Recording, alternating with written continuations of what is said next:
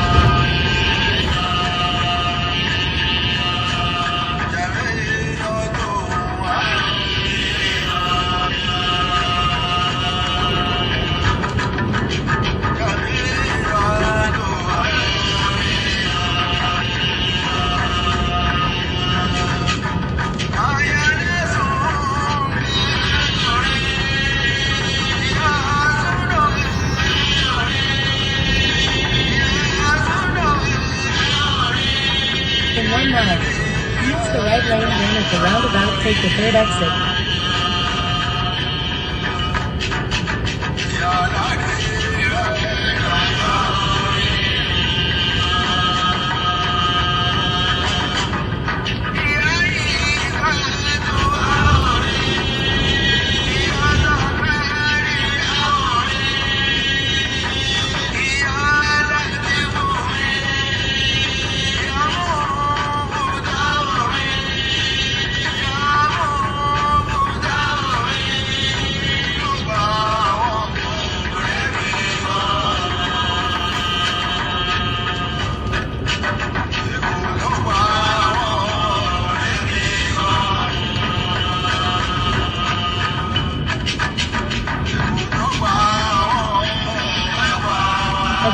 Library.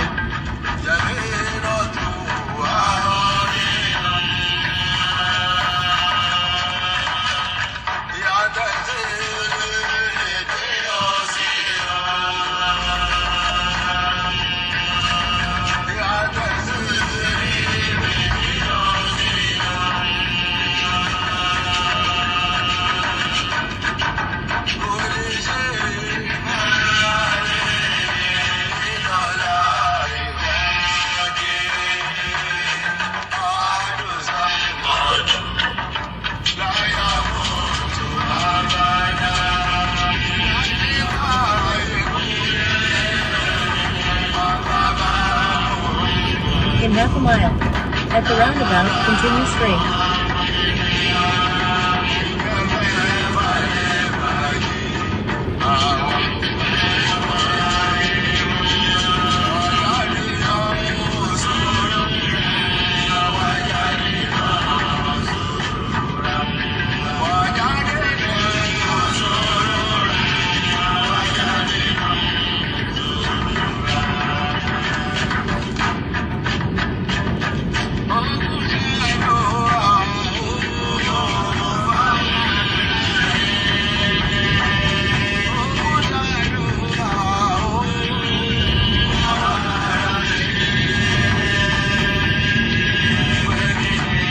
Continue straight.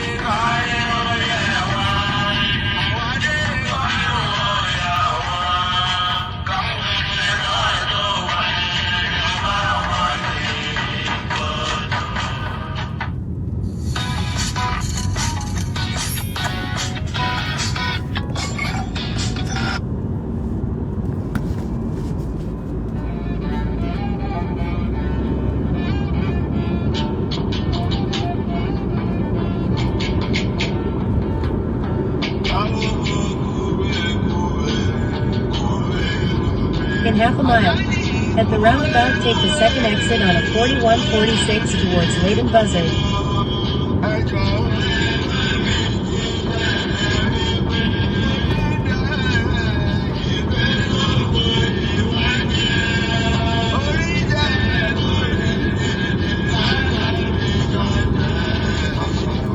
In 1,000 feet, at the roundabout take the second exit.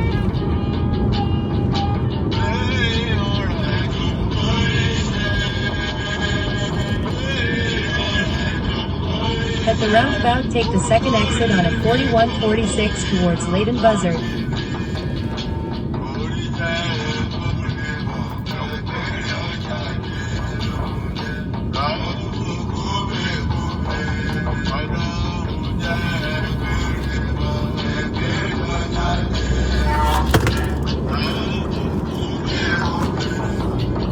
In half a mile.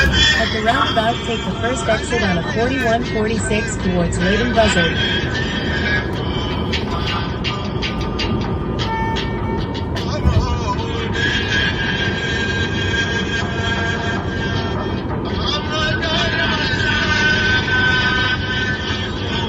In 1,000 feet. At the roundabout, take the first exit.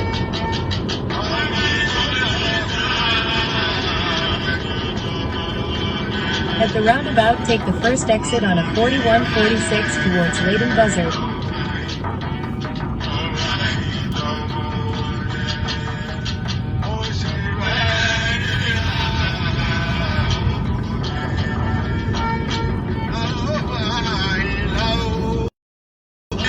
Towards Leighton Buzzard.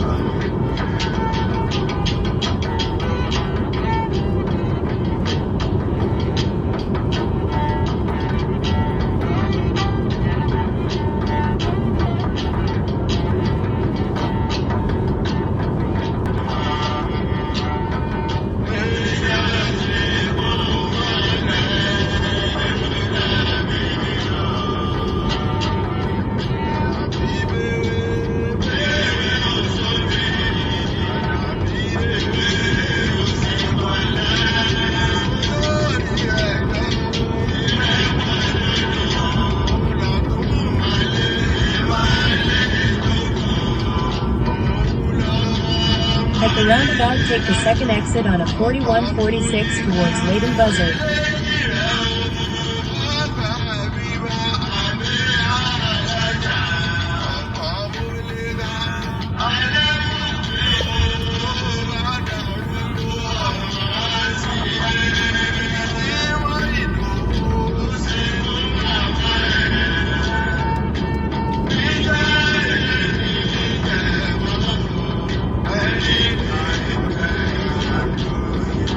Reduced speed ahead. In a quarter of a mile. At the roundabout, take the second exit on a 4146 towards Leighton Buzzard.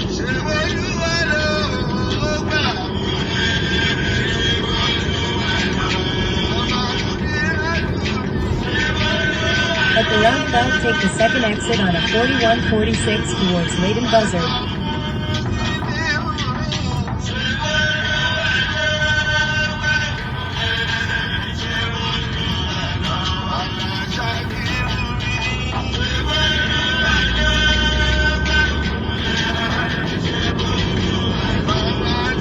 In 1.6 miles. At the roundabout, take the second exit on a 4146 towards Hemel Hempstead.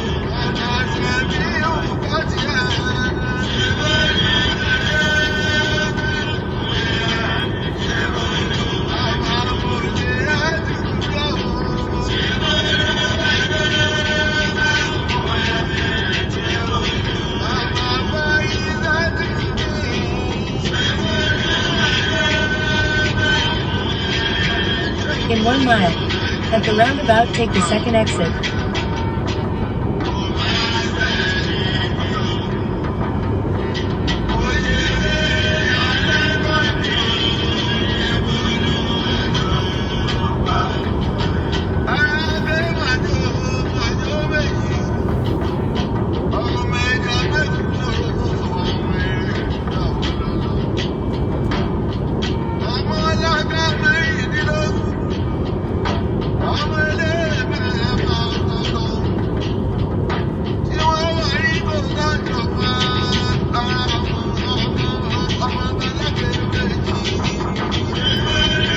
Watch out, vehicle on shoulder ahead.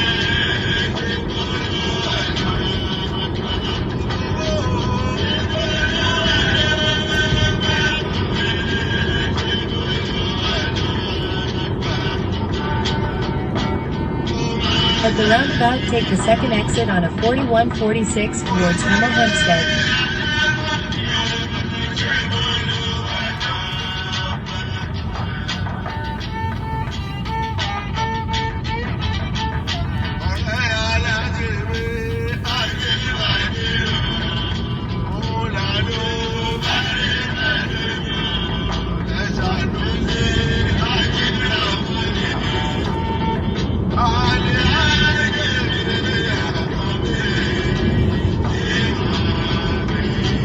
In half a mile. At the roundabout, continue straight.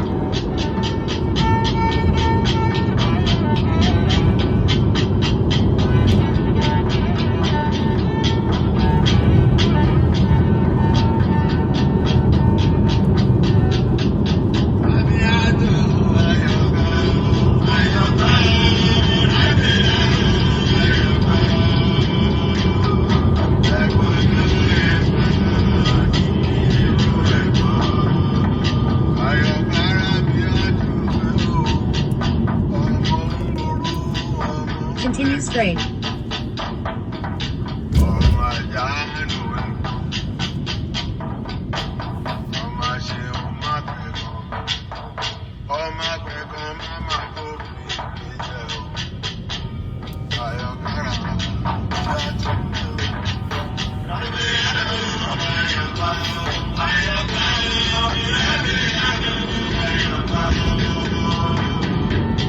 In a quarter of a mile. At the roundabout, turn left on a 4012 Rovery Road.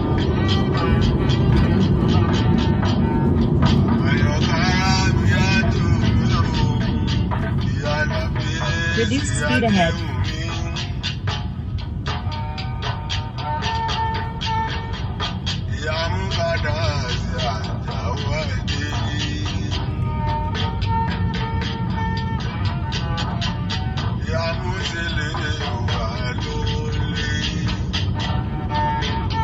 At the roundabout, turn left on a 4012 Rovery Road.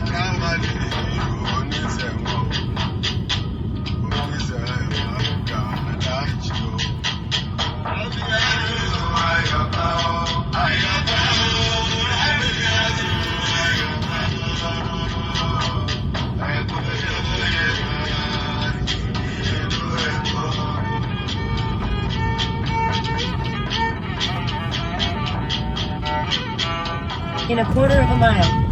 Turn right on Rovery Road.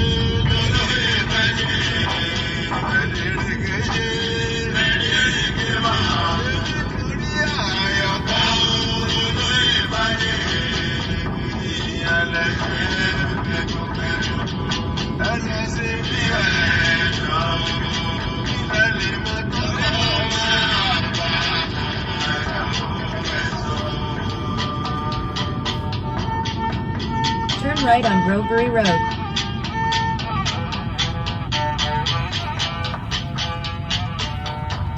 In 900 feet, turn right.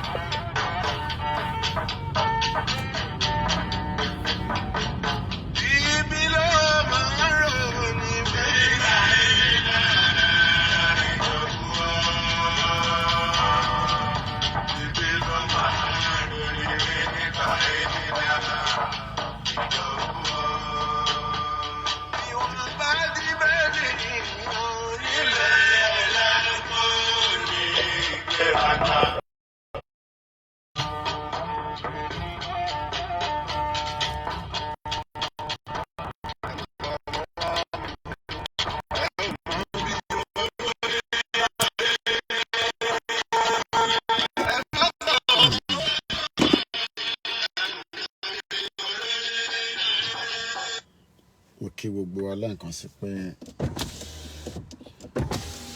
good morning and welcome to another beautiful morning.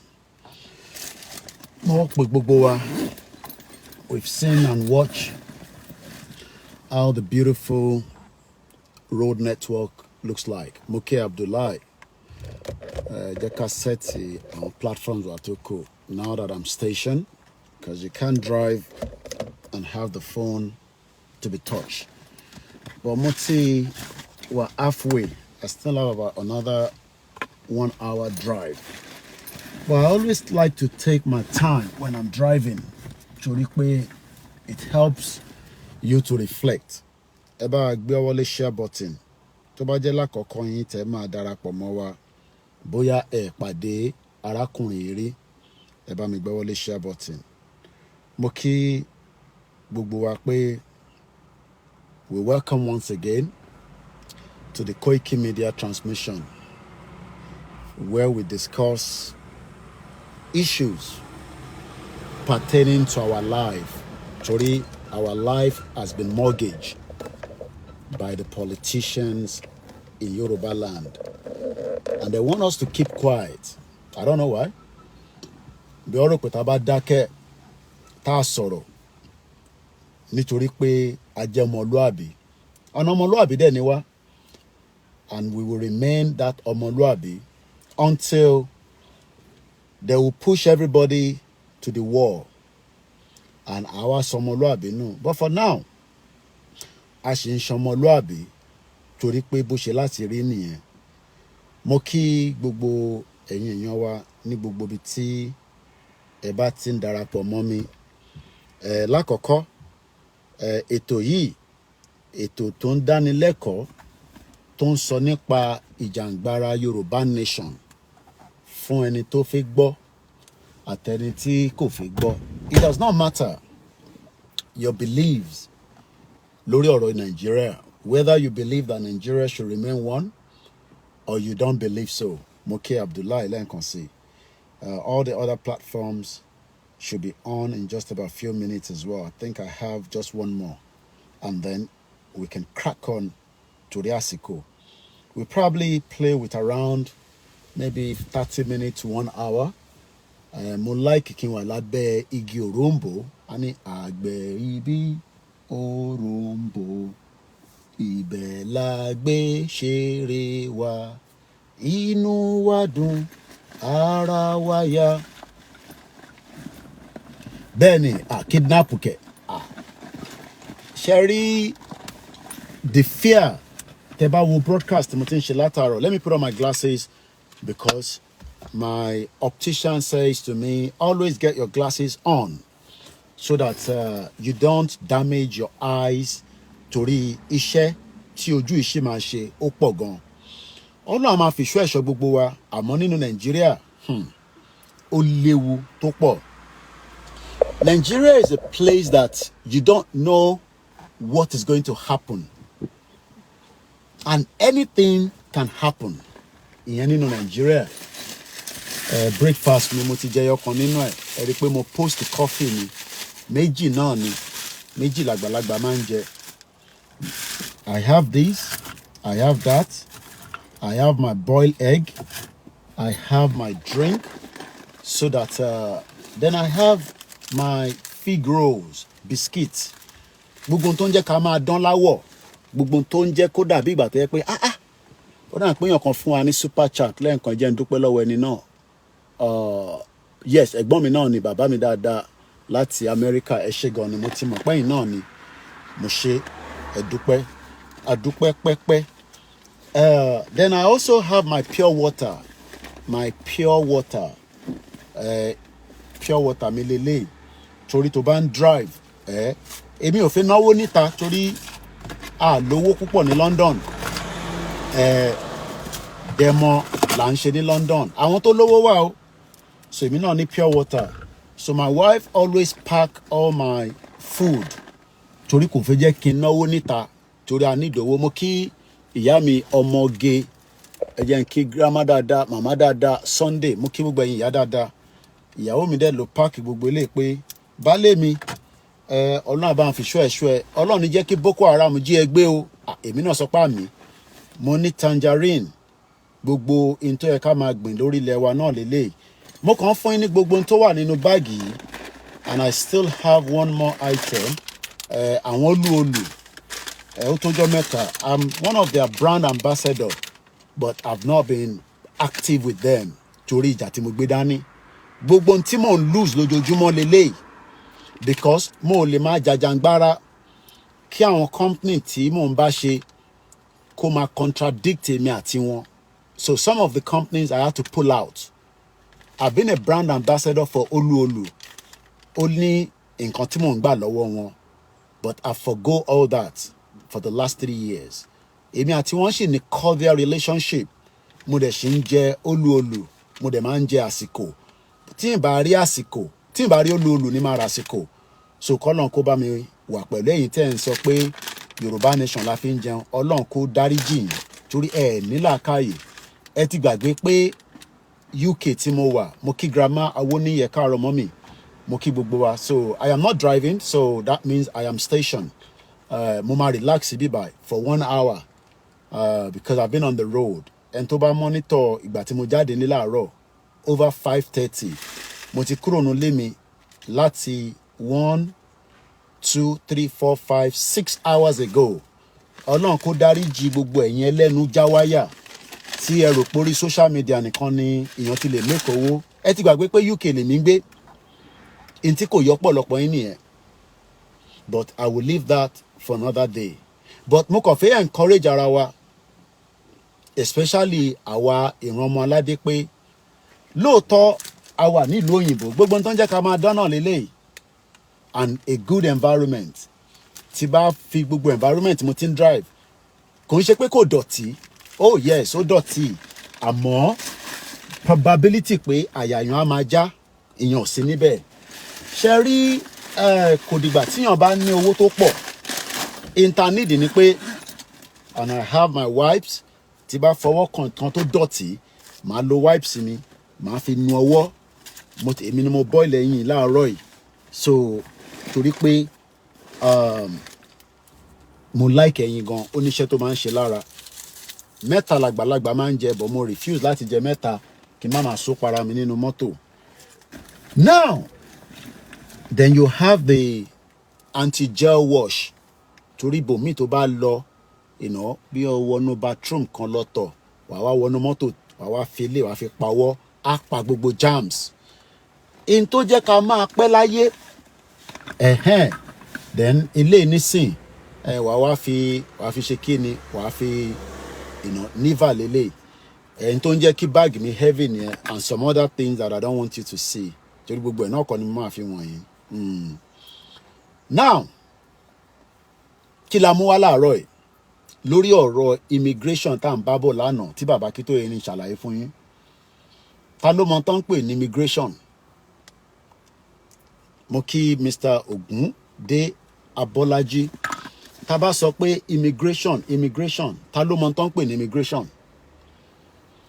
Immigration wà important. Ìlú tí ó bá ti lose the border, that country is in problem. Mo sọ lẹ́ǹkan, màá post àwọn fídíò yẹn later. Ìwé mẹ́ta tèmi náà rí gbà níbi tí mo ti ń káàkiri láàárọ̀ yìí. Àwọn ìwé tí màá máa kà at my own spare time, tí n bá sí lórí live show, tí mo dẹ̀ busy. Èmi náà máa lọ ka àwọn ìwé yìí. The first one is Where the Good Idea Comes From. Mo kí aunty mi Elaine, kọ́lọ́n bá wà pẹ̀lú yín. Ẹ kú náwó. The Natural History of Innovation. Mẹ́tẹ̀ẹ̀ta yìí nísìn, èmi náà ṣe kíni, èmi náà ṣe jogún ẹ̀ ni. Ìdòwú Sunday mo kí yín. Eléyìí, The Origins of the Modern Science. Knowledge ó wà important. Eléyìí, Art of Possibility. Ìwé mẹ́ta tèmi náà jogún láàárọ̀ yìí nìyẹn. So mo ti mú newspaper mi. Ẹ jẹ́ ká kọ́kọ́ lọ sínú history. Ó ní kankan tí mo rí láàárọ̀ yìí. Nínú history, today in history, èní ní kílé ní 27. Ẹ ṣé gan ni Sister Elaine. Ọlọ́run bá wà pẹ̀lú yín. kò ní sú yín o kò ní sú èmi náà torí in táwọn kan ṣe ni pé wọ́n expect pé kó sú wa iwájú tí mo wà nísìn logistics area ni LG gbogbo ń ṣàlẹ̀mọ́ LG ó wà níwájú mi then mo mọ táwọn eléyìí ṣe mẹ́bọ̀ gbogbo bíbá nísìn logistics ni gbogbo bí tẹ́ ń wò yìí logistics ni but ẹ jẹ́ ká fìyàn sílẹ̀ àwọn èèyàn expect pé bóyá nígbà tá a bẹ̀rẹ̀ Yorùbá nation wàá wọlé àwọn kan jáde wàá parọ́ mọ́ wọn wàá lọ ní kọ́ fi àwọn èèyàn sáàrin wọn ó yá lọ súnmọ́ Koiki bẹ́ẹ̀ ni tó nífẹ̀ẹ́ Koiki kódà máa fún Koiki lówó àbí wọ́n rò pé ó máa sú wa kábíyèsí Elédùmarè ẹ̀gbọ́n tí grandma sọ màmá mi Awóníyì we shall not be tired in Jesus name mo kí ẹyẹ kíní Mustapha mo ti bá Sheikh sọ̀rọ̀ wọn náà ń bọ̀ ní dinner wọ́n dẹ̀ ń bọ̀ ní rally mo ti bá wọn sọ̀rọ̀ so gbogbo ẹni tó bá fẹ́ ra ticket ẹ má yẹ kó pẹ́ Ọlọ́run bò wá láṣìírí ẹ pàdé wa ẹ pè kẹ́ lè sanwó ticket Ìgbòho kọjá ẹni tí yàn máa ní £100 pọ̀ jù láti fi wá bá jẹun kò dẹ̀ ń ṣe àwọn yàkóyó là ń gbé Ìgbòho lọ to links mo kí yín ẹ ṣé gan ni kò ń ṣe yàkóyó là ń gbé olóyè Ìgbòho mo tẹ̀tí báyìí báwọn yẹn wà ń sálẹ̀ bí báyìí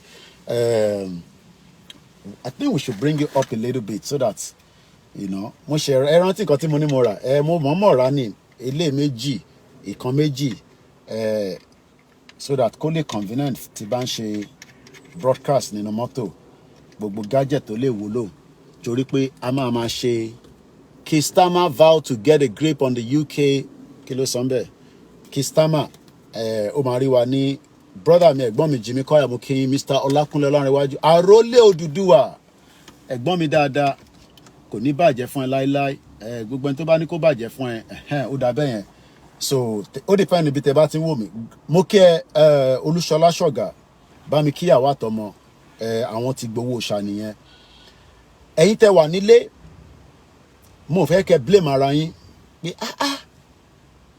irú ayé ò la wá báyìí kí ló ṣẹlẹ̀ gan èmi náà máa jápa yes tó bá rí ọ̀nà láti sá kúrò ní Nàìjíríà lénìí please do so I am plaguing you but má pè mí fún visa torí mo mọ bó ṣe ń ṣe visa èmi náà ní family mi tó pọ̀ tó yẹ pé tí bá rí opportunity àti kó wọn wọlé màá kó wọn wọlé family mi méjì lọ ti send message sí mi pé kí n jọ Ọlọ́run bò mí láṣìírí àwọn mọ̀ pé ẹrù tí mo gbé nísìn ó ti yàtọ̀ sẹ́rù tí mò ń gbé tẹ́lẹ̀ torí bẹ́ẹ̀ náà ṣe ń pè mí ni family mi náà ń pè mí méjì ni wọ́n ti ń bẹ̀ mí pé kí n jọ àwọn ọmọ wọn máa wọ school ní September láàárọ̀ yìí ni o so èmi ò ní láti worry nípa àwọn ọmọ tí bíbà àwọn ọmọ táwa bí síbí pẹ̀lú àwọn ọmọ diasporans tó jẹ́ Nigerians but a gbọ́dọ̀ worry náà torí pé mo gbọ́dọ̀ fún ìyàwó mi lówó kó lọ ra bàtà kó ra àwọn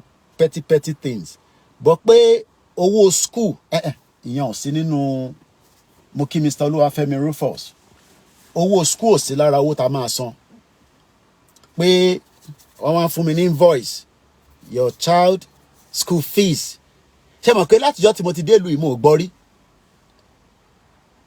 látijọ́ tí mo ti dé UK in 24 years àwọn kan san school fees o màá ṣàlàyé ibi tó ti ń san fún yín àwọn tó kó àwọn ọmọ wọn lọ sí private school èmi ò mọ́mọ́ tèmi lọ sí private school ṣèbẹ́ni tó bá tẹ̀ lówó ló máa mọ́mọ́ ẹ lọ sí private school lóòótọ́ àwọn public school kan wà nílùú yìí náà o máa wo rẹ́kọ̀dì wọn bọ̀ kò wá sí bí public school yẹn ṣe fẹ́ báàdì tó ò ní sanwó school fees. To links in Mr. Koiki now every session that they increase fees in Nigeria spiky Lizzy mokinyin Sherry kí ló dé tí wọ́n make a public school ẹ jẹ́ ká kọ́kọ́ bẹ̀rẹ̀ láti bẹ̀ yẹn workable for everybody ṣebí public school èmi lọ Abẹ́òkúta grammar school ni mo lọ lóòótọ́ a sanwó díẹ̀díẹ̀ but the standard of the public school has literally dropped mo kí Mr. Solomon Adéyẹmọ ẹ̀yin tẹ́ wà lórí Koikimedia mo lè má rí gbogbo comment nítorí cross posting ni. Mo ti bá Nàìjíríà sọ̀rọ̀ láàárọ̀ yìí. Mo kí àlùkà, mo kí gbogbo àwọn Tagége. Ẹ kú iṣẹ́ takuntakun. Ẹ má blame ara yín fún kan tí ẹ experience nínú Nàìjíríà. Tèmi náà bá wà nínú Nàìjíríà, tèmi náà bá ń wò yàn kan níta báyìí. Àwa náà rí bẹ́ẹ̀. Mo rántí nígbà tí mo wà ní Lagos Island. Lóòótọ́ mom sí tèmi ti travel, but a sì máa ń rá àwọn ẹ̀gbọ́n kan. Mo fi dárúkọ wọn, but they were all in drugs. Mo fi dárúkọ wọn lórí social media. Drug ni gbogbo wọn ṣe. Gbogbo àná la dẹ̀ mọ̀ pé ní Lagos Island, Gbana, ṣebí Gbana la máa ń pè. Gbogbo yín ló yé kí n má fẹnu sọ̀rọ̀. Gbana ló máa ń ṣe tó pọ̀ jù.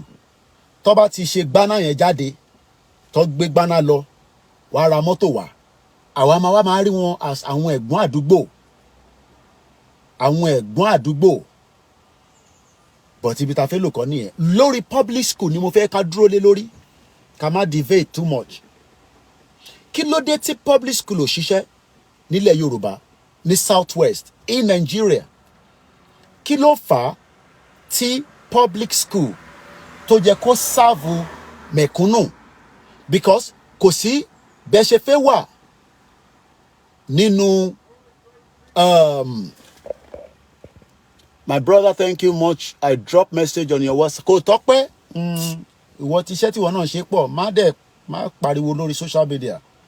Ìntàbá ṣe fáwọn kan lẹ́yìn. Kò necessary. Ẹ jẹ́ káwa máa ṣe tiwa. Àárọ̀ 20,000 tó fún wa nínú àkáǹtì mi. Ó ti jáde. Bó ṣe ń wọlé ló ń jáde. Bí a mọ̀ ní 300 naira. Èmi ò expect kémi lówó nínú account torí ìyà ń jẹ yín tó pọ̀. Tí bá ní 1 billion, màá máa fọn síta. Bí bàbá mi ṣe tó fi kú nìyẹn. Ó máa ná last kọ́bọ̀ ẹ̀ fẹni tó mọ̀ rí, but a ní láti pariwo. Mo dẹ̀ ní láti máa ṣe free give lórí social media. Àwọn tí mo lè give wà lẹ́yìn, tí mo lè pè lẹ́yìn pé ó dá ìwọ náà gba kékeré, má bínú pó kéré, jájọ máa jà síra wọn. In tí mo fẹ́ béèrè ni pé why is the public school not working? Kí la ṣe fáwọn olóṣèlú wa? Kí ni offense wa? Mo kí Mr. Oladimeji. Kí ni a ṣe fún àwọn politicians wa in 25 years tí wọ́n rí public school resolve? Ṣé kò sí revenue tó pọ̀ ni? Ṣé wọ́n rí owó tó pọ̀ láti fi make public school tó kó ṣiṣẹ́? Ẹ bá ń fi sínú comment section. Or wọ́n kàn fi make sure pé a ní enough knowledge, because ìtagbọ́ ni pé knowledge is power. So that means pé tí public school bá ń ṣiṣẹ́, mo dẹ̀ fi máa kà wọ́n comment to links in it. Government wey budget less than 7% for the health. We care about education sector. The politician care less about anybody. Ní kí politician má gbádùn. Àtayébáyé nìyẹn. Ó wà lábroad náà. But kí ló dé tí ẹ ṣe ẹ̀tọ́ fáráàlú? Ẹ tẹ̀ ká gbé Yorùbá nation sẹ́gbẹ̀ẹ́ kan. Pé ó dá ọ̀rọ̀ Yorùbá nation ẹ jẹ́ ká kọ̀ pack just for few seconds ní o torí àgbé lọ anywhere. Yorùbá nation òun làwa dúró lé lórí. Kí ló dé tí for 20 bàbá mi soon Odu ẹ̀gbọ́n mi dáadáa. Wọ́n ní the public school system collapse. Ẹ jọ̀ọ́ mo need the tablet. Ẹ ràn mí lọ́wọ́. Wàláì ọmọ Ìgbò tó fún mi lówó lánàá. Tí bá délé máa fi ntí mo lọ fi ra wọ̀nyí. Kò ń ṣowó tó pọ̀. Àwọn èèyàn bá rò kò bí àwọn èèyàn máa ń fún wa lówó tó pọ̀. Kò ń ṣowó yẹn pọ̀. Ó fún wa ní bí £100, £95 lówó yẹn bọ́ sí. Ọmọ Biafra ni o. Kódà mo ò tẹ́ ẹ̀ mọ̀ bó ṣe rí. Dúdú ni, funfun ni. Wọ́pọ̀ bẹ́ẹ̀. A dẹ̀ ti invested sí owó tá fẹ́ fi ṣe Yorùbá Nation campaign. Ìyẹn níjọ́ October. Torí gbogbo kámẹ́rà ta ní àti send ẹ̀ sáwọn ọmọ wa. Èmi fúnra mi náà ní kámẹ́rà. Mo tún lọ rà míì. Àná ni o. Receipt wà o. Torí ẹ̀yẹn lẹ́nu yọ́ bọ́rọ́. Kámẹ́rà yẹn nísìn kò ń ṣe fún personal use tèmi, fún iṣẹ́ yìí náà ni. But Ọlọ́run á ṣèdájọ́ fún gbogbo ẹ̀yin tí ẹnu yín wà rough. Mo fi yẹn lẹ́bẹ̀ẹ́. Ẹ jẹ́ nǹkan tí ẹ̀gbọ́n mi sọ. Wọ́n ní the public school system collapsed completely. I went to the public school during Alhaji Lateef Jakonde administration. The only thing my parents bought were uniform, which is exactly in táwa náà rà nílùú yìí. Uniform. Ìyàwó mi ti sọ fún mi nísìn pé baálé mi ṣó mọ̀ pé wíìkì yìí mo gbọ́dọ̀ gbowó lọ́wọ́ ẹ̀ so that kí n lè lọ ra bàtà. Ẹ̀rọ dẹ̀ pa àwọn ọmọ kéékèèké. bàtà wọn bó ṣe máa ń wọ̀ kó fi gbá bọ́ọ̀lù rẹ̀ báwa náà ṣe ń ṣe so a máa ra bàtà míì a máa ra uniform wàá ra pencil pen you know but kí ló dé táwọn olóṣèlú refuse to provide the basic public school so that irú ṣọ̀gá tó lọ́mọ nílé tí mo wà aware of ó dà pọ̀ ọmọ ti pé ká má ka ọmọ fọlọ́mọ ọmọ ṣọ̀gá nísìnyí kò jẹ́ kí ṣọ̀gá máa ronú pé òun máa sanwó school in tó yẹ kí ṣọ̀gá máa rò ní pé báwo lòun náà ṣe máa fún ìyàwó òun lówó kó ra bàtà kó ra dis àwọn nǹkan kéékèèké school bag now tí ṣọ̀gá ọ̀bá tẹ̀ wá ní owó pé bóyá fún ìdí kan àbí ìdí kejì ó máa ń ṣẹlẹ̀ nílùú yìí àrólé Odùduwà ó lè máa ṣiṣẹ́ nílùú yìí bóyá fún ìdí kan àbí ìdí kejì iṣẹ́ yẹn kọ̀ kúrò lọ́wọ́ ẹ̀ for few period á wá lọ bá council ìyẹn local government ẹ̀ àdúgbò tí mo ti ń bọ̀ ló ń pè ní Northamptonshire mo ṣe recording níbẹ̀ màá post ẹ̀ later àwọn tó bá ń follow mi lórí YouTube ẹ ti rí àwọn short video kan tí mo ṣe ládùúgbò yẹn wá lọ bá local government pé iṣẹ́ tí mò ń ṣe iṣẹ́ yẹn collapse iléeṣẹ́ yẹn nǹkan kan ṣẹlẹ̀ mo ò dẹ̀ ṣiṣẹ́ mọ́ government máa wá take care as their responsibility láti make sure pé ọmọ àrólé Odùduwà ó sì lè máa gbádùn bí bàbá rẹ̀ ṣe ń ṣe tẹ́lẹ̀ wá máa fún ní tó ń pè ní job seeker allowance ọmọ tó ń pè bẹ́ẹ̀ owó gbà ó lè má tóye tó ń gbà gẹ́gẹ́ bẹ́ẹ̀ ìyẹn làwa Nigerians ta jẹ́ Nigerians nílùú yìí hardly la máa fẹ́ jókòó lórí owó yẹn torí kò lè káwá òyìnbó máa ń jókòó lé kíní kan òyìnbó kò ní fún ẹbí lówó kò ní fara lówó bó bá ní kó send owó sí ẹ kò ní send owó. bàbá mi Edu Adibeni that is Nigeria for you Koiki but kò jẹ́ kó rí bẹ́ẹ̀. That is what we are saying. Sparkly Zini, the time I enter secondary school, I paid 7,000 naira in 2014. Now my junior brother is now in 2024, they must pay 30,000 naira. 30,000 naira is the minimum wage. That means pé fún èèyàn kan máa san 30,000. Owó salary tí parent ẹ̀ dẹ̀ ń gbà is 30,000. Ẹ wá ní kí o lè má wà nílùú. Mo wá post pé Ogun State is the ritualist state. State mi ni. Àwọn kan faraya. Koiki stop talking like that. Orí yín ti gbálẹ̀. Àwọn wo ló wá ń fa gbogbo wàhálà yìí? Ṣé kò sí system tó gbọ́dọ̀ ṣiṣẹ́ ni? Ṣé a gbọ́dọ̀ máa bẹ̀ wọ́n kádùn àdọ̀bálẹ̀ ó yá Governor Ṣèyí Mákindé ẹ má bínú sà ẹ bá wa ṣe tó ẹ̀kẹ́ tó. Job seeker allowance. Kí ló ń pa Mr. Oladeji àbí ṣé state mi l'Ogun State ibẹ̀ ni ritualist pọ̀ sí jù bó bá wù yín kẹ́ forí gbálẹ̀ wò mí dáadáa ọmọ Ogun State ni mí ibẹ̀ ni the number one ẹ fi àwọn ọmọ Ìgbò sílẹ̀ kì í ṣe Ìgbò ní ilẹ̀ Yorùbá ni mò ń sọ mo sọ pé ní gbogbo Nàìjíríà ní ilẹ̀ Yorùbá lẹ́ni ẹ kọ́kọ́ gbọ́dọ̀ mú Ogun State ibẹ̀ ni ritualist state ká pààyàn ká ṣe this ká ṣe that in tó dẹ̀ ń fa gbogbo kìíní náà kò ju pé poverty that is the weapon that they've used. Poverty. Poverty. Papa Oscar Victor Echo Romeo Tango Yankee. Poverty. Mo bẹ̀rẹ̀ lọ́wọ́ àwọn tó wà lórí trend pẹ̀lú mi. Ṣé ó possible ká eradicate poverty nílẹ̀ Yorùbá? Àti pé how long lẹ feel? Oh yes, tẹ́ bá send ẹ̀ máa fi síbẹ̀. Tẹ́ bá send owó tẹ́ fẹ́ fi support Ìgbòho máa fi síbẹ̀ àtowó tablet ẹ ṣé gan ni. Màá bá yín fi síbẹ̀ kódà anyway àwọn kan ní máa send receipt ń ṣe máa send receipt sí yín. Owó tẹ́ máa san síbi tá a bá ní kẹ́ sanwó sí ìyẹn kọ́ ló máa jẹ́ káwa yó. Ọlọ́run ti kẹ́ àwa níwọ̀nba tó kẹ́ wa. Mo ní lọ gbé Mercedes Benz tí mo mọ̀ pé mo ò lè sanwó ẹ̀. Mo ní lọ gbé Audi tó bá rí mi nínú mọ́tò ó jẹ́ má lọ collapse. London kò sí mọ́tò tó lè wà for the day wọ́n ń pè ní rental má jẹ́ ká lọ síbẹ̀ yẹn àwọn tó wà ní UK lóye tó bá kọ̀ lọ́rùn Koiki wà ní wàá kọ̀ lọ kú dànù kò yẹ nísìn máa lọ sáré tí kò jẹ́ kó sá ìwọ tó ṣe ń dé. For 3 years mo ṣe ń sọ mo ti drive. I haven't have my own personal car in 3 years. ìyẹn wá tán jẹ fún wọn ni I don't know àwọn kan tó máa move car. So ẹ jẹ́ ká padà sórí public school. Mo kí ìjọba ìjáyà brother mi náà wà ní UK. Only job seeker allowance and housing allowance are for job seekers. Kí ló ń pè ní job seekers? What is the meaning of job seekers? Mr. Koiki, wọ́n máa kú ni o. They are all foolish. Ẹ ṣé gan ni bàbá mi sọnù dù. Tẹ́ bá ti send owó yẹn, ẹ sọ èyí tó jẹ́ fún tablet mi. Bójá lábọ́dé mi. Kódà èmi ò mind. Second hand wà lórí eBay. Kò ń ṣe tuntun la need. Kíyàn kọ́ nìkan tíyàn náà máa mú dání. Phone tí mò ń lò nísìn 1 2 3 4 5. Torí pé awareness tá à ń create yìí kò ń ṣe pé a fi ń tẹ̀ sí yín lójú. Gbogbo oúnjẹ tí mo show gbogbo is just to encourage ourselves that we can be better off out of Nigeria. Kò ní bàjẹ́ fún ẹṣẹ́gun ọ̀nà ẹ̀gbọ́n mi dáadáa. Àní kí ni wọ́n ń pè ní job seekers allowance, housing allowance.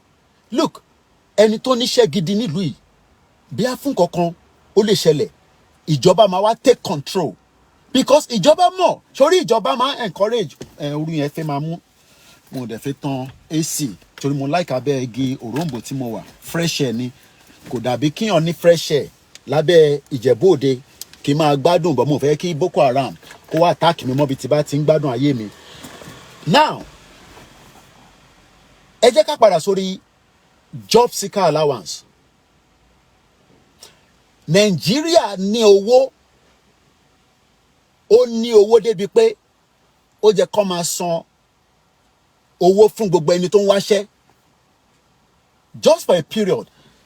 Gbogbo àwọn tí gbogbo fídíò tẹ́ ń wò yìí tí bá tàn kámẹ́rà these are chalet tó build bíi páànù lásán ni gbogbo ń tó fi operate nínú ẹ̀ just small space but in tó ń jáde láti ibẹ̀ òun ló ń pè ní production.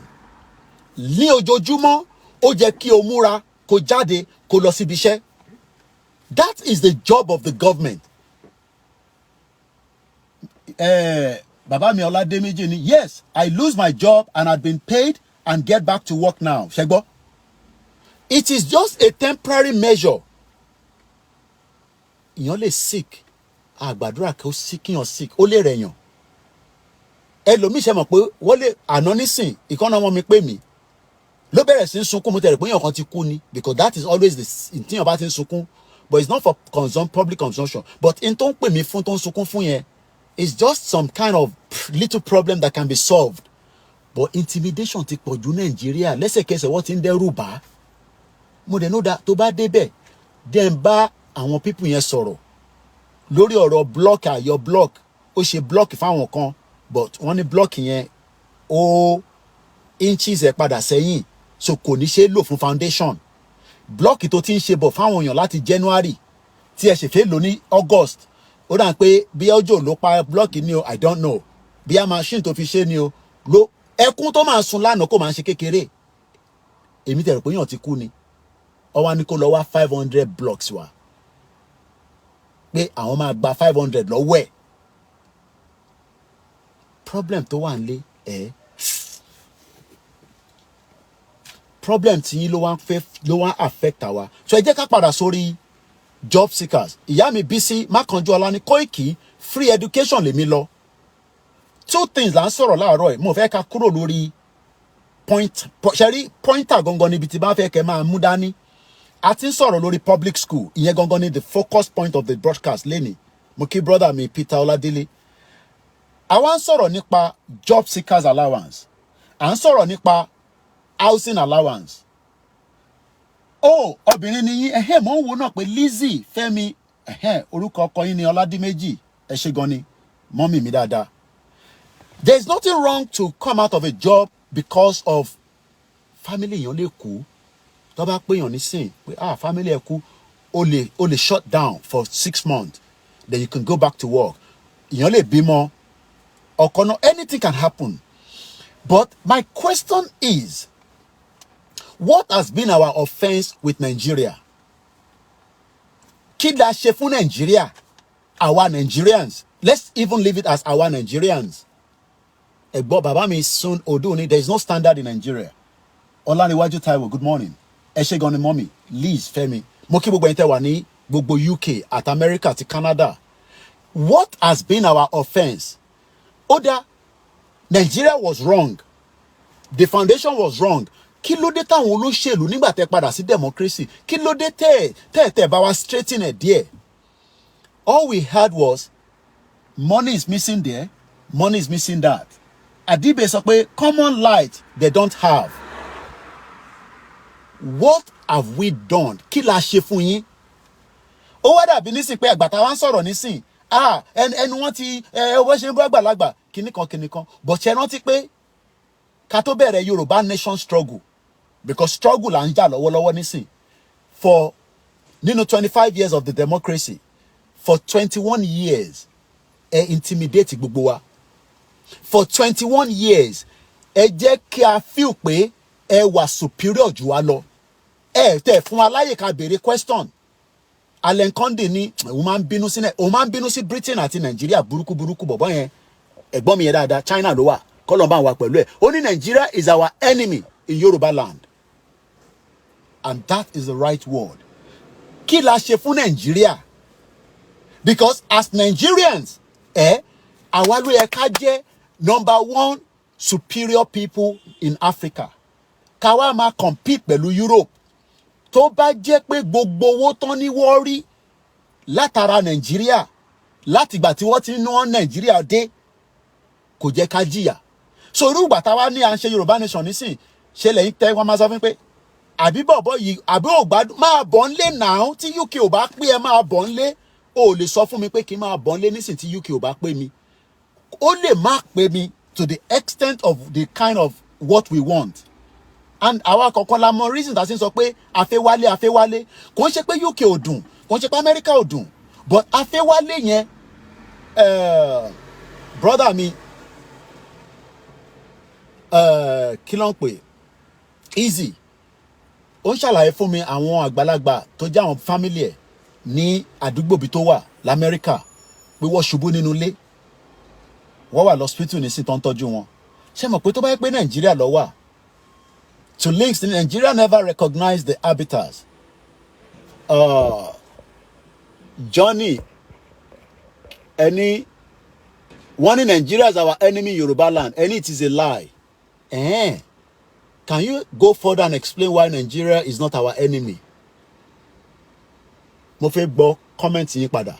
Èèyàn ní Nigeria is our enemy, and it is a lie. Yoruba nation cannot be achieved. Oda ẹ ṣé gan ni sir. Ẹ ṣé gan ni. Mo mọ̀ pé ó kì í ṣe ọmọ Yorùbá. Àwọn ọmọ bíi Bendelite, àwọn ọmọ bíi Igbo tó ń bínú sí Yorùbá níwọ. Bọ̀ máa dì pẹ̀lú ẹ̀ later. Ẹ jẹ́ ká fi sílẹ̀ bẹ́ẹ̀. Torí pé tó bá ní kò ní wà achieve, ó máa kú, wà lọ dúró dè wá lọ́run. Bàbá ẹ̀ máa kú, ìyá ẹ̀ máa kú, ó ti forí gbẹ̀ pé láàárọ̀ yìí. Gbogbo family ẹ̀ pátá ní Nàìjíríà máa affect. Wà lọ dúró dè wá lọ́run. Olórí burúkú ọmọ àlè, bomb bastard. Mo mọ̀ pé ó kì í ṣe Yorùbá. Ẹ̀yin máa ń bínú sí Yorùbá gan ni. Ìdí tá a ṣe gbé papọ̀ náà nìyẹn. Olòṣì ọmọ àlè, olórí burúkú. Ṣe ló ní Nàìjíríà, inú ẹ̀ lájọ máa wà tá a máa kú sí. Bàbá ẹ̀ ló máa kú sínú Nàìjíríà. Olòṣì. Mo dẹ̀ mọ̀ pé kò ń ṣe ọmọ Yorùbá. Torí orúkọ yẹn ò kì í ṣe Yorùbá. Mo ti yọ kúrò. A fẹ́ olòṣì ní bíbáyìí. Torí olórí burúkú ni. Mo kí humanity for love. Wọ́n ní long live Ìgbòho Òòṣà. Agbọ́dọ̀ dì pẹ̀lú bàbá wọn. Mo ní èpè máa ń ṣépè ní bíbáyìí. So ẹ jẹ́ ká padà sórí intern sọ̀rọ̀ lé lórí. What has been our offence? Kí la ṣe fún Nàìjíríà? Kí la ṣe fún Nàìjíríà? Bẹ́ẹ̀ ni ogun ló máa pa. Kò ṣe òun nìkan ló máa pa, ó máa pa gbogbo family ẹ̀. Torí Nàìjíríà ti torture every single one of us. Ṣé rí Nàìjíríà ó touch gbogbo brain wa báyìí. Kakakuku kakakuku kakakuku. Public school is not working. Mo ń wo ó dà pé Yorùbáwùyí. Ṣé mọ̀ pé olúkálùkù wa la ní fídíò tá a máa fi ń present. I think it's Yorùbáwùyí. Wọ́n wá ń show school kan ní ó dà pé Ọ̀yọ́ ni. Ṣé ní ìyẹn á máa béèrè pé ṣé mọ̀ pé government ó lè create iṣẹ́ fún ẹ̀yin tẹ́ ẹ̀ níṣẹ́ látara kí public school lè ṣiṣẹ́. Number one, gbogbo inti public school fẹ́ lò tó máa fi make ẹ̀ kó work ó wà nílẹ̀ Yorùbá. Tó bá tẹ̀ máa import one or two things, àwọn nǹkan kéékèèké ni. Bẹ́ẹ̀ ni ìyá mi mọ́mí Liz wọ́n ní that person is a fool ọmọ àlè ni. Mọ̀mísí mi ti sọ fún mi pé wọ́n fún àwọn kan lówó tí wọ́n ní pé kó wá sínú platform bá ṣe ń sọ̀rọ̀ báyìí kó ju comment òfò torí wọ́n fẹ́ intimidate wa, but èpè ló máa gbà kúrò lẹ́nu mi. Number two, for 21 years or 25 years, they've not given anybody. Ṣé mọ̀ pé kò sẹ́ni tó ní full-time job ní Nàìjíríà? Tell me the full-time job tẹ́ ń ṣe lénìí. Kí ló dé tí wọ́n create a full-time job? Iṣẹ́ kan lè ṣe nísìn. Ilẹ̀ ló wá kó ní bíbà ilẹ̀ or kó jẹ́ wá gbé waste because oríṣiríṣi waste ló wà. Why our politicians like these? What have we done to them? Mo kí grandma ìyá dáadáa Ṣadé Olótò a máa pàdé ní dinner àwọn tí sanwó dinner tipẹ́tipẹ́ àwọn first set about 15 people have bought ticket from me alone, but tabaṣe lẹ́ni tó fẹ́ ra ticket ṣì wà truck yẹn ló ń lọ yẹn òun ló pé jáde yẹn truck yẹn ló fẹ́ jáde ló ń bọ̀ níwájú mi. So what we are saying is that the politicians knows that our relationship with Nigeria is being delayed because of them. But wọ́n fẹ́ kí Nigeria kó dissolve, because if Nigeria dissolve, business wọn á ti pa, because they will be accountable. There boss tó ń lọ nísìn boss tó kọjá yìí tó ń lọ yìí àwọn tó ń gbé ládùúgbò yìí ló ń gbé lọ sí bíi railway station kó lè convenient fún fẹ́ni tó drive. We are not giving jobs. We are not giving a public school. We are not giving support to the housing. Kò ń ṣe gbogbo èèyàn ló yẹ kó kọ́lé. Eré afẹ́ kọ́lé ní Nàìjíríà àfẹni tó bá feel pé lóòótọ́ pé òun ní láti kọ́lé. Èèyàn lè ra lé, but government gbọ́dọ̀ provide ilé fáwọn èèyàn. Lóòótọ́ accommodation ti tight ní UK, but tó bá sọ pé o fẹ́ gbé nínú London, tó bá sọ fún council pé space tí mo ń lò níbí báyìí ti kéré, wàá bẹ̀ wá outside London tí àyè wà. The difference kan ni pé o lè má rí irú iṣẹ́ tó ń rí ní London, but wàá sì rí nǹkan kan máa fi pawọ́dà. Kò sẹ́ni tó wà ní within England, Wales, dé Scotland, dé Northern Ireland tí kò rí nǹkan kan máa fi pawọ́dà. Iṣẹ́ kíá ni, iṣẹ́ factory ni. It doesn't matter what kind of a job you're doing. It will still give you the benefit of being a person. But ẹ̀yin tẹ́ wà nílé náà fẹ́ ṣiṣẹ́. Majority of you are ready to work. But unfortunately, there is no job. Mo wá fẹ́ béèrè question kan lọ́wọ́ àwọn ọmọ Yorùbá. How many jobs do you think that President Bola Ahmed Tinubu ọmọ wa? Ṣé mọ̀ pé nǹkan tó sọ nìyẹn, ọmọdé kì í ṣèdí bẹ̀bẹ̀rẹ̀ ká gbélẹ̀kẹ̀ sí di ẹlòmíì. Iṣẹ́ mélòó lẹ rò pé President Bola Tinubu máa create? Not for Nigerians, fún àwa Yorùbá. Okay, ó ti create iṣẹ́ lánàá. Ó fọmọ Yorùbá ní ṣe DSS. Everybody's happy. Kódà àwọn tó ń ṣe DSS inú wọn dùn pé Bíjí ti lọ. Ìyá wa Bísí Mákànjọ́lá ni Mr. Koiki, a woman show University of Nsukka environment. I vomited as I was there myself. Please, all the money allocated for them, what are they done with it? Ìjáyà ni Nigeria offer their citizens nothing, and nothing is working for the benefit of the citizen. Ṣé mọ̀ pé ilé wa tajà nísìnyí woman yìí daily delivery. Ó wá tajà ní òun ni sound tagbọ́lẹ̀ nǹkan yẹn. I know that because ẹni tó bá ń lọ káàkiri for 24 years, àwọn mọ́tò kan wà sound wọn kọ́ lè bá mọ̀ pé ó ti wá gbóúnjẹ wá ní o, ó tún lọ nísìn, a tún lọ sí site mi, a lọ sí site mi. Self-employed ni, but ó gbọ́dọ̀ san tax fún government. what has been our offense in 24 years or 25 years of democracy? Ṣebí wọ́n ní democracy bí bàbá wa, uncle wa, ẹ̀gbọ́n wa, brother wa, Alhaji Wasiu Ayinde ní democracy, government of the people and for the people. Ṣé a sure pé democracy tó ń practice lọ́wọ́lọ́wọ́ nínú Nigeria? Mo kí ẹ Peter Pan, I salute you my brother. Ṣé a sure pé it is still democracy for the people and the people? Àbí democracy fún àwọn kan?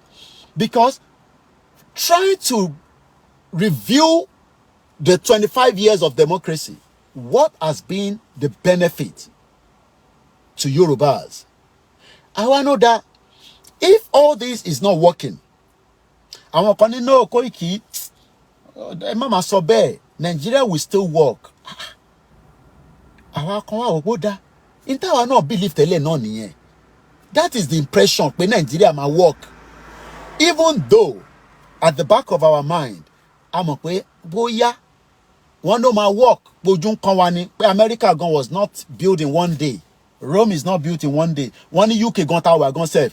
Democracy gan ó rí bákan, but nísìn ó ti ń tò. Okay. Let me ask the question. After tí Tinubu bá parí ìjọba ẹ̀,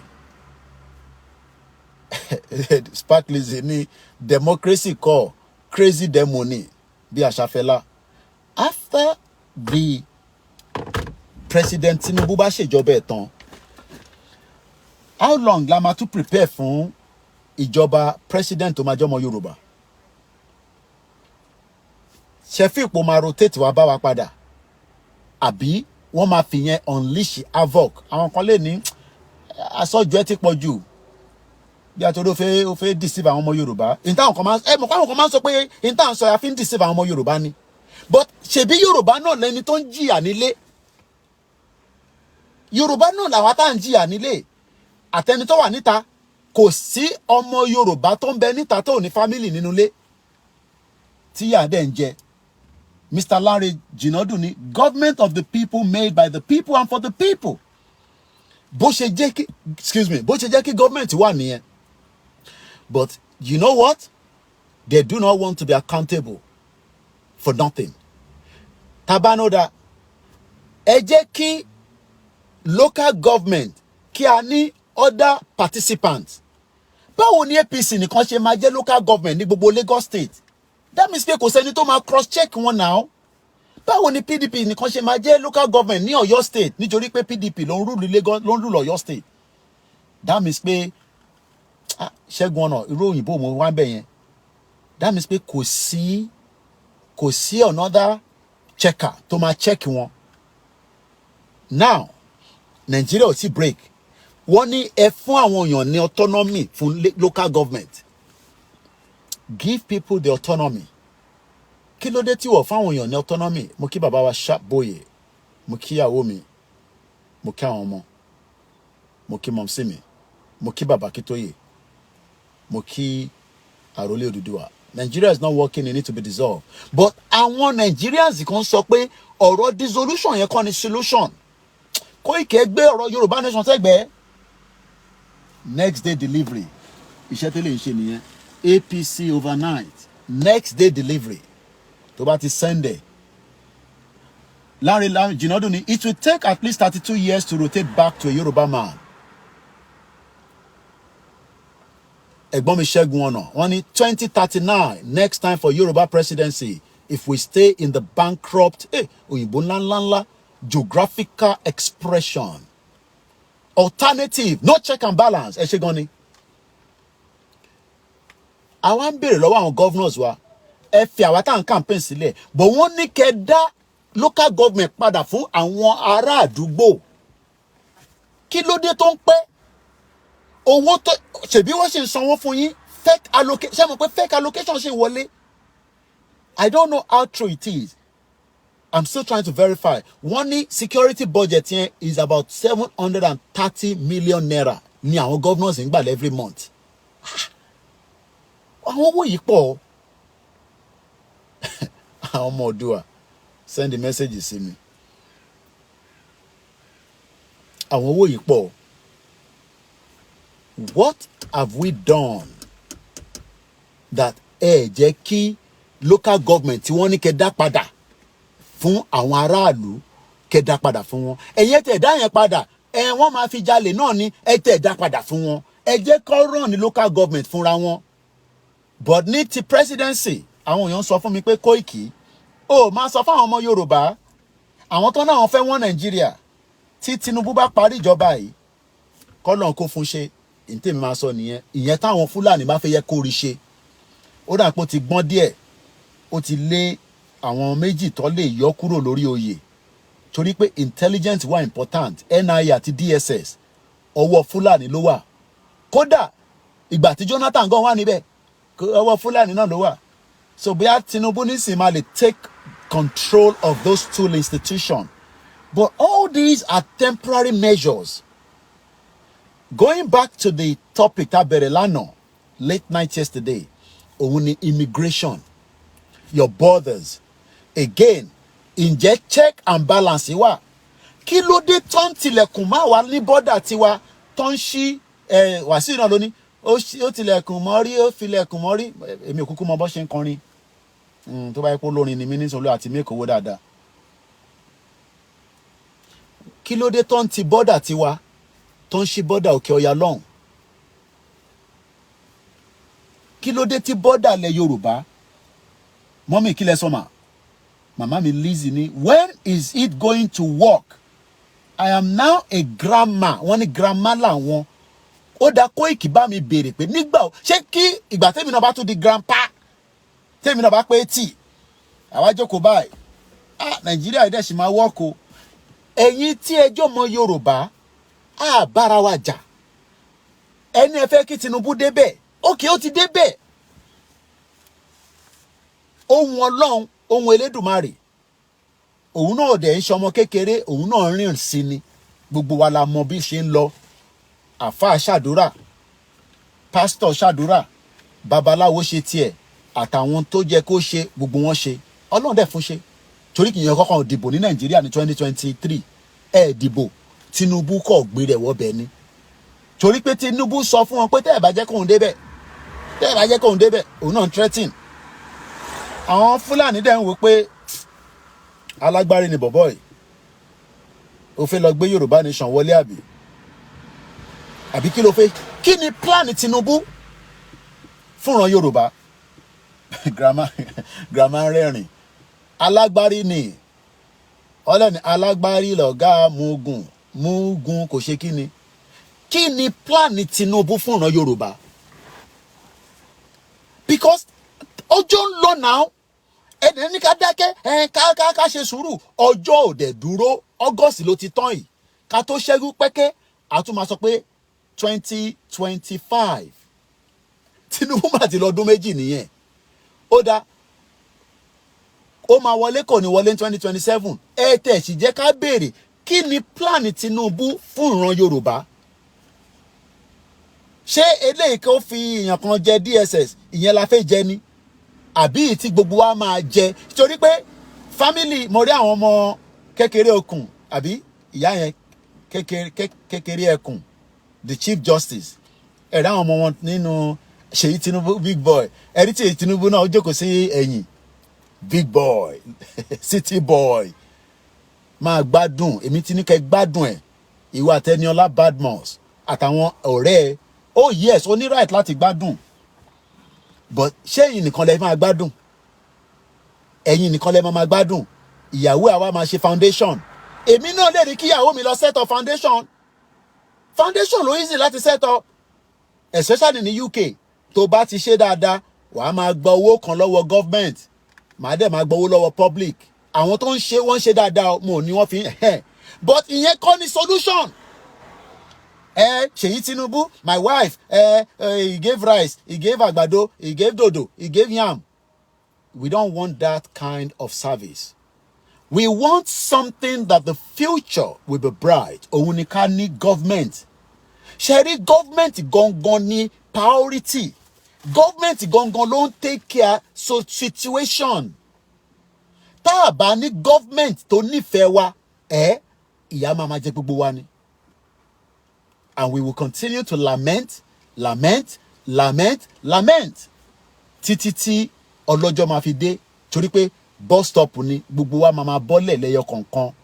Ìgbà tá máa bọ́lẹ̀ la mọ̀, k'Ọlọ́run fún wa lẹ́mìí gígùn àtàlàáfíà. Àmọ́ àwa ń béèrè pé ṣé bí a ṣe máa fi ìran Yorùbá sílẹ̀ lélẹ́yìí? Bàbá mi kan, mò ń wo fídíò wọn, wọ́n bẹ̀rẹ̀ sí í sọ ìtàn pé tá bá dákẹ́, tára wa bá wa dákẹ́, àti babaláwo, àti oníṣègùn, àti ìyá ọya, àti bishop, àti evangelist, as long as tó bá jẹ́ ọmọ Yorùbá òdodo, kódà àtàwọn tí wọ́n ní liberal làwọn, àtàwa conservative, because àwọn kan máa ní irú àwọn Adéyínká grandson nísìn, ó máa náà wà kì í ṣe conservative. The question is, Yorùbá ní gbogbo wa, báwo la ṣe fẹ́ secure future Yorùbá? Ìyẹn gógó ni priority. Báwọn kan níyẹn tá bá máa secure future Yorùbá, ká kọ́kọ́ ní kó fún wa ní regional government. Ṣé mọ̀ pé ó lè nìyẹn? Wọ́n mọ̀ pé regional government ò ní jáde o, but àwọn náà push gbogbo àwọn tán náà wọ́n béèrè fún regional government. Tẹ́ ń ṣe kùrùkẹ́rẹ́ ẹ fẹ́ fi disturb full independent tó yẹ ká gbà lọ́wọ́ Tinubu. Ṣé mọ̀ pé àsìkò ilé ẹ̀ka fa Tinubu lẹ́pọ̀n, bọ̀ ká má jẹ́ kó já sí wa lọ́wọ́, bọ̀ ká máa fà lẹ́pọ̀n pé Tinubu Jagaban. Mo tẹ̀rí fídíò kan táwọn kan send tí bàbá ń jó fáwọn ṣẹ̀ṣẹ̀ dé. Gbé Yorùbá nation lé wa lọ́wọ́ náà, jẹ́ àgbà independent. Kíní yóò need láti pẹ́ ju bó ṣe yẹ lọ. All we need is just for you to do the needful. Pé bàbá Ọọ̀ni of Ifẹ̀, Ọ̀jájá the second, pé Awùjalẹ̀, pé tàwọn Èkìtì, ẹ pé ìpàdé àwọn ọlọ́ba, kó wá sọ fáwọn ọba pé ibi tọ́rọ̀ délé ni Yorùbá máa lọ kúrò ní Nàìjíríà. Àmọ́ tèmi bá ṣe announcement yẹn nìkan, àwọn málà lè bínú. Ẹ tó bá dẹ̀ fi bínú kọ́ bínú, àkúkú ń ṣe kankan náà, wàá bínú díẹ̀ ni. Àwọn bá wá dìde, àwọn wá pèpàdé láàrin ara wọn, wá pèpàdé pẹ̀lú United Nations, ìyẹn Secretary General Anthony Guterres. Wá náà wọ́n fẹ́ ṣèpàdé pẹ̀lú ẹ̀. Wá lọ bá Anthony Guterres tó bá lè wá sí Nàìjíríà pé bó ṣe wà báyìí nísìn, a ti make up mind wa pa fẹ́ kúrò ní Nàìjíríà. Kúrò tí mò ń sọ yẹn ni pé a fẹ́ yọ Nàìjíríà kúrò ní ibi territory tó ń pè nílẹ̀ Yorùbá. A fẹ́ padà sí ibi tí wọ́n ń pè ní Odùduwà, Yorùbá Kingdom, Odùduwà Kingdom, Yorùbá Nation. Tó bá ti ṣe yẹn, wàá dẹ̀ padà wá sílé, wàá dẹ̀ declare Yorùbá Nation, and that's the end. Àtẹ̀ ní láti bá Britain, kí ni kàn wá pé ṣé Britain ló ní ilẹ̀ ni? Ṣé Britain, ṣé King Charles, ṣé ilẹ̀ King Charles, ṣé ilẹ̀ èdè ilẹ̀ Yorùbá? Gbogbo bí tí ilẹ̀ èdè òun ni territory nìkan. Ilẹ̀ King Charles tó jọba UK, ilẹ̀ òdélẹ̀ Yorùbá, kò lè pàṣẹ fún Ọọ̀ni of Ifẹ̀, kò tó bẹ́ẹ̀. That is all we need. Adé form government tiwa, government adé máa form. Kò àwọn kan máa bèrè pé ẹ̀bọ̀ Koiki tá bá lọ form government, láti ṣe Tinubu ló máa jẹ president. Ẹ ṣe sùúrù. Ibi tí a gbọ́dọ̀ wá fi làákàyè sí nìyẹn. Báwo ni wọ́n ṣe expect pé àwọn tó ń run ní government nísìn, tá bá wá gba country, àwọn wá take in charge. Àwọn tí gbogbo wa mọ̀ pé wọ́n ṣe dáadáa nínú Nàìjíríà, constitution ló máa ré gbogbo wọn bọ́. Constitution. They will now draft a constitution, and every sons and daughters of Yorubas wá gbé constitution yẹn fún wa, tá máa lọ kà ní èdè Yorùbá. Àwa kà eléyìí aláìfẹ́ eléyìí tí ní clause wá cancel ẹ̀. Constitution gbọ́dọ̀ represent wa, kò gbọ́dọ̀ represent Igbo, kò dẹ̀ gbọ́dọ̀ represent Hausa. But in táwọn Yorùbá tí wọ́n argue pẹ̀lú wa ni pé gbogbo eléyìí tá sì ń béèrè yìí, ó máa pẹ́, báwo ló ṣe fẹ́ pẹ́ tó jẹ́ pé regional government ló máa yá? Àti ṣe regional government rí, ìyẹn máa yá. But regional government wọ́n ti dànù tipẹ́. So that means pé ó ti wà invalid, ó ti late. Ìyẹn ni George Akinola ṣe sọ pé it is too late to restructure Nigeria. But interface ni pé ká kọ́kọ́ lọ ṣé mọ̀ pé delay tactics ni ẹ jẹ́ n ṣàlàyé fún yín àwọn tó ń pè fún regional government òfò yẹn it's another delay tactics. Interface ni pé a lọ wọnú regional government a tún wá run in Nigeria for another 5 years. Ẹ mọ̀ pé tẹ́ bá gba regional government tẹ́ gba region yìí gangan ẹ sì máa wà nínú Nigeria. Ẹ sì máa wà nínú Nigeria. And anything can still happen between the time tabashi wà nínú Nigeria. But taba ti gba country tiwa, the first thing we do is àkọ́kọ́ gbọ́dọ̀ ní proper security tó ń pè ní to defend the territorial ground of Yoruba land. Kí lẹ rò pé America fi ń jẹ́ America? Ìbọn àti oògùn olóró àti nuclear weapon ló wà lọ́wọ́ wọn.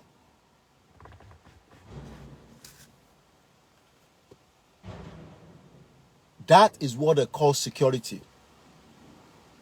America jẹ́ America lénìí nítorí pé nuclear power tó wà lọ́wọ́ wọn. Russia jẹ́ Russia lénìí nítorí pé nuclear power tó wà lọ́wọ́ wọn. India jẹ́ India lénìí. Wọ́n bí anybody dákó ta sí Pakistan, nuclear weapon wà lọ́wọ́ wọn. Tó bá bí America dákó lọ ta sí North Korea, nuclear weapon wà lọ́wọ́ ẹ̀. Báwo bá tẹ̀ tí lè ṣe nuclear weapon? Ẹ jẹ́ ká tẹ̀ train àwọn èèyàn. Ilé tá ń sùn tá ń jí lénìí, tá kàn sùn tá ń jí, gbogbo ẹ̀yin boys tí ẹ wà ń lé ẹ̀yin ọmọ àwọn ẹ̀yin tẹ́ pé brain yín ṣiṣẹ́ bí agojo àwa lọ. Torí àwa nísìn London ó ti atẹ́gùn London gbogbo ẹ ti ṣe wá.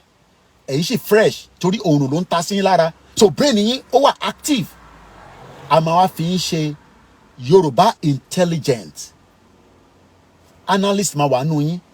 Àwọn tó yẹ pé tó bá jókòó báyìí, ẹ máa bá wa plot nǹkan. Ẹ máa bá wa calculate, ẹ máa gbé calculator, coction, physics. Àwa bẹ̀rẹ̀ sí tò ilẹ̀ Yorùbá brick by brick. But bí Ìjàyà ṣe sọ, Yorùbá people are poor thinkers and lack of strategic planning of agency. Ìwé mẹ́ta ni mo ṣe gàrí tirẹ̀ lálẹ́ àbí láàárọ̀ yìí. 3 books. The first one sọ pé the act of possibility. Why are we scared? Bí a fẹ́ gba country. No, kí ló ń bà wá lẹ́rù pa fẹ́ gba country? Ṣé ẹ mọ̀ pa fẹ́ gba country mi pé a fẹ́ develop ẹ káàárọ̀ bàbá wa Ṣódẹ́yìndé Olúwatóbi.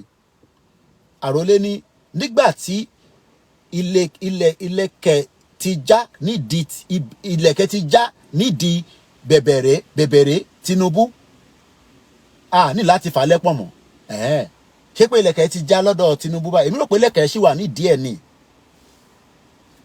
The act of possibility òun lórúkọ òwe yìí máa bẹ̀rẹ̀ sí ń kà. Transforming professional and personal life. What we are asking for is that after the act of possibility to transform.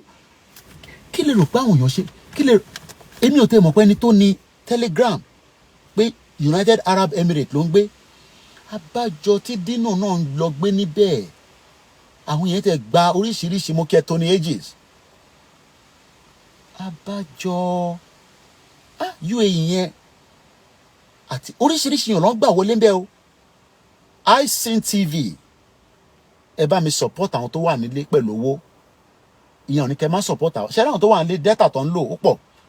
iSeen TV rìnrìn àjò kan lọ sí Badagry lánàá orí mi wú nígbà tí mo wo fídíò yẹn ibi tó ń pè ní the point of no return. Bàbá mi Lánrè Jìnàdù ní economic and military makes the power. Economic and military power makes a country a great nation. Lákọ̀ọ́kọ́ ṣe mọ̀ pé àwa ní gold owó wa wọ́n máa bákẹ̀ pẹ̀lú gold ni. How can we have gold nílẹ̀ Yorùbá ní Ọ̀ṣun and we are poor people? Kò make sense now. Àròlé ni a máa púlẹ̀ pọn Tinubu ni o. Àròlé má yẹ kí Tinubu wa máa wá mi báyìí o. Ó dẹ̀ ti ní new DSS. But we hope that this DSS guy òun ò ní máa wẹ́n tó fẹ́ kidnap bíi Bichi but she lo kidnap Nnamdi Kanu. We hope that into mama wa ni pé ibo làwọn Boko Haram wà ta ni sponsor wọn. Báwo ni Boko Haram ṣe communicate within Nigeria tá lè track wọn. Níbi tí technology, níbi tí innovation. Ìjáyà tẹ̀rí yẹn ó kàwé ju kí ló dálẹ̀ lọ. Òun náà máa ń kàwé gan. Gbogbo ọmọ Yorùbá ló ń kàwé. Ẹ̀bùn t'Ọlọ́run fún wa ni. But èdè tí a fi ń kà òun ni fraud. Èdè wa ló yẹ ká máa fi ṣe study ní secondary, primary, títí dé university. Ìyẹn làwọn Chinese ṣe wà ahead of us. Ìyẹn ni Germany ṣe wà ahead of us. O lè lọ sí Germany kò ní kó máa fi English ṣe school. Kò possible. Èdè abínibí èèyàn nìyẹn máa fi kàwé tó máa fi nílà káyè. Eléyìí tá máa ní mo mọ physics, mo mọ maths. Irọ́ ni. Tá bá bẹ̀rẹ̀ sí fi èdè wa tá fi ń ṣe kóyá ló máa yé gbogbo wa. Èdè lédè là ń lò. Òun ni a ṣe padà sí The Origin of the Modern Science. Another book tí mo tún pàdé lénìí. Máa bẹ̀rẹ̀ sí ká àwọn ìwé. Kò bá take mi ní 1 year. Èmi slow reader ni mí. But máa kà díẹ̀. Ẹ jẹ́ ká kọ̀ wo. Then the last one is where good idea come from. Níbo ni ṣé Nigeria ni good idea máa ti jáde? Ẹ̀yin tẹ́ ń wò mí náà tẹ́ sọ pé Koiki shut up jọ. Gbogbo ilẹ̀ kan fi owó ṣé mo pé làkàyè àwọn èèyàn kúrú ṣá. Gbogbo yìí kàn fi Yorùbá nation pa owó. Ó dá ẹjẹ́ àgbà country yẹn kẹ́yìn náà make owó náà ọ̀dẹ̀ nìyí ni. Àwa ń fi Yorùbá nation pa owó. Ẹ jẹ́ kí àwa gba country yẹn because lè fi owó lè fi Nàìjíríà pa owó àfi kẹ́ lọ máa ṣe ritual gbogbo ẹ̀yin ará Ogun state. Ritually state mi ni. Tẹ́ bá fẹ́ bínú kẹ́ lọ já sódò Ògùn. Bomb bastard. Ó dà mọ́ fi Yorùbá nation pawó ẹ jẹ́ ká gba country yẹn. Oh no. Ìwọ máa fi Yorùbá nation pawó kínú máa bí àwa bọ̀ káwa wà ní Nàìjíríà kò make sense. Ìyẹn ni gbogbo wa ṣe gbọdọ̀ sowọ́ papọ̀. Ẹ ṣe gan ni Axoba. Wọ́n ní Yorùbá need to understand that you can't be liberal when around you are conservative. That mindset you are vulnerable. Òyìnbó ti pọ̀ jù. Òyìnbó yìí náà ni. Ẹ jẹ́ ká sowọ́ yìí papọ̀. Àwọn kan nísìn wọ́n náà ti gba country. These are not done like that. Àti wà too intelligent ju gbogbo yẹn lọ now. Gbogbo wa wà intelligent. Ẹ̀yin tẹ́ wà nílé wà intelligent. Ẹ má jẹ́ kí diaspora kó sọ fún pé ẹ wà intelligent. Nobody is pushing anybody. A kàn jọ ń gbé ọ̀rọ̀ yẹn yẹ̀ wò ni pé ṣé bí ó ṣe ń lọ yìí ló da ẹni ẹ kàn fi gbóyìn kàn fi Yorùbá nation pawó ni àtẹ̀mọ́ bí tá à ń lọ. Níbo la fẹ́ lọ pé ìfi ká pa country là ń sọ. Ó dà ká jáde nísìn. Tá bá jáde nísìn yàn mélòó ló máa jáde láàrin wa. Àwọn kan ní Koiki wọ́n máa jáde o. Hunger ti wà nílùú o. It's not about hunger ti wà nílùú. It's about people to know the value and the reason why you must ask for Yoruba country. Ẹ tẹ́ wà lórí Instagram Koikimedia. Ó ti pé 1 hour. So a máa padà lórí ẹ̀ in a minute.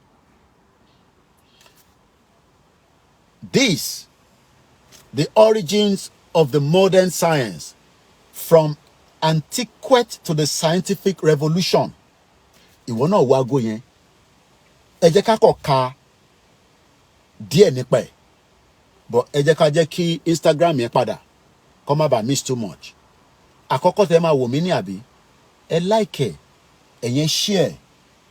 A sì ní maybe another become ṣe over become drive láàrin méjì. So I'm going to end it probably in half an hour so that kí mo lè máa prepare láti gbé ìrìn àjò mi síwájú torí mo ti ń get signal mọ̀ pé signal bí ṣe jókòó sí bíbá signal tí ń wọlé wá fún mi.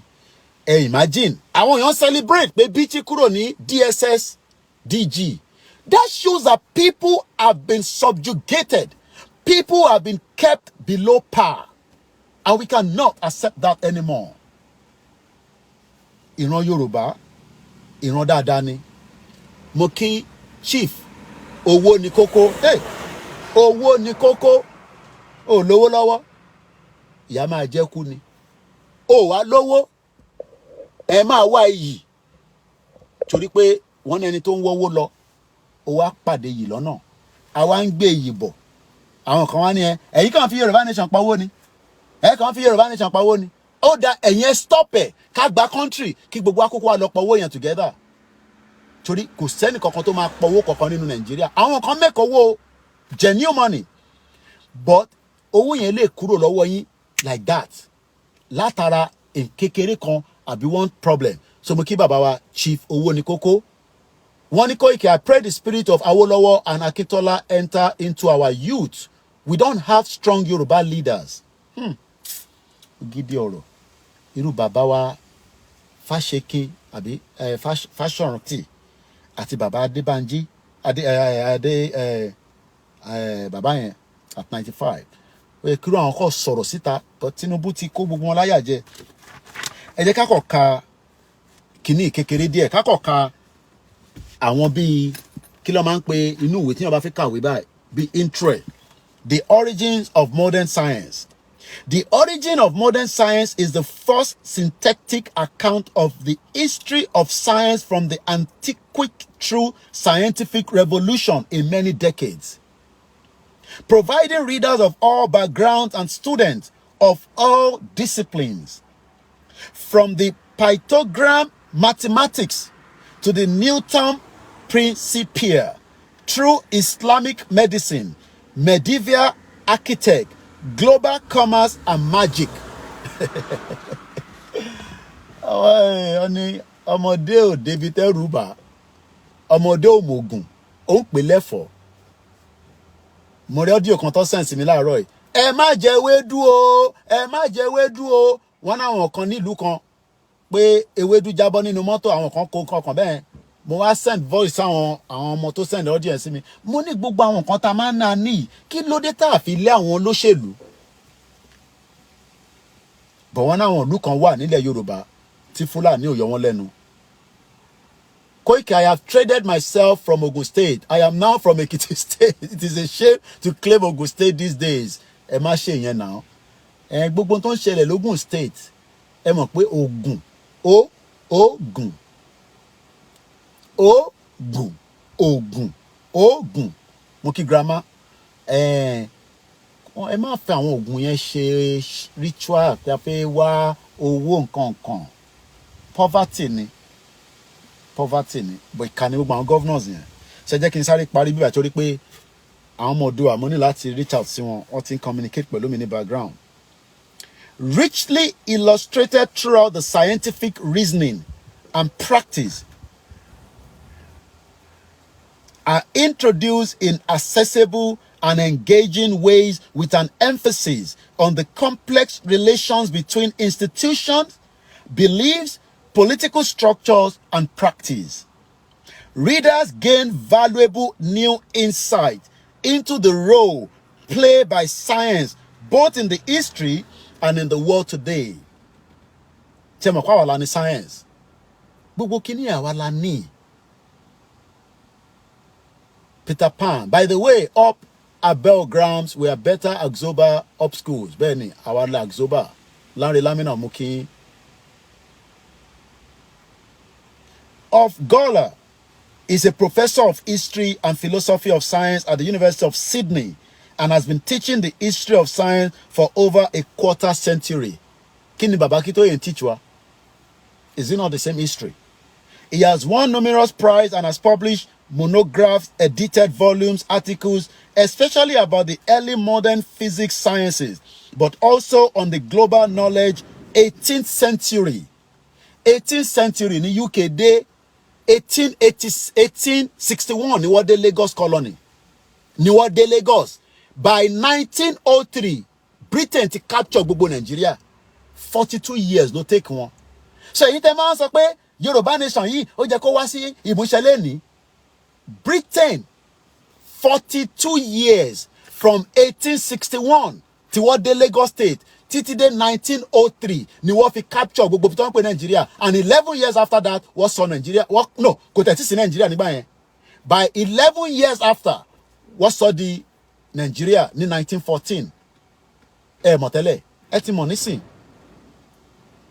So the issue pa fẹ́ gba country, yes, ó wù mí pé kí country yẹn ti délé ni, but there are many things to entangle tí à ń try bá ṣe ń gé kan.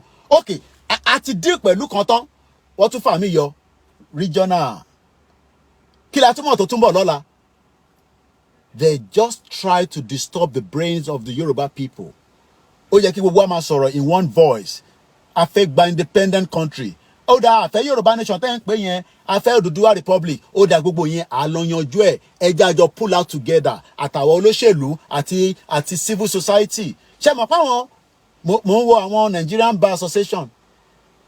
Tán náà wọ́n ṣe ìpàdé láìpẹ́ yìí. Ṣé mo pé criminal ni gbogbo wọn pátápátá? They are all fraudsters. How many people agree with me on that? The NBA, fraudster gidi ni gbogbo wọn.